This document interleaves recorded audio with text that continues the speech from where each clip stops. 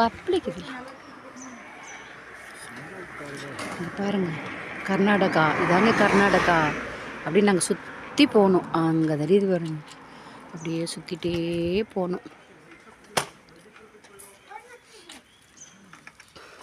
அங்கே தெரியுதா மலை, அங்கே தெரியுதா மலை.